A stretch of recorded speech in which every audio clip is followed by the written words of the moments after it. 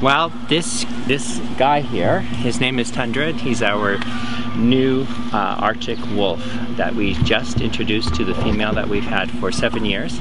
And so he's down here on display now, and they're living together. We didn't want to have a single wolf because they are pack animals. And even though we took the wolves out for walks and did demonstrations so that she has a human pack, it isn't quite enough because she needs someone here, another companion, 24 hours a day. Looking for another wolf, an Arctic wolf of the same subspecies as Shyla, was a little bit tricky because there's not very many in the world in zoos. I found one in Amsterdam, and took about 5-6 months with all the paperwork, the permitting, arrangements to get him over here. And it was January 28th when he did arrive.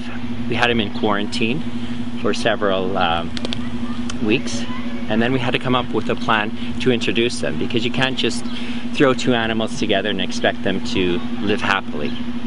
We had to actually find the right fit for her. So we decided on a mature male, because if we had two females, they probably would fight, and that wouldn't be good for us. So we finally came up with a plan on how to introduce him, brought him down here into the building for a week or two. They had access through the mesh inside the building, so they knew who each other was, they were comfortable with each other. And then we came up with a plan, had a bunch of zookeepers around here in case anything went wrong.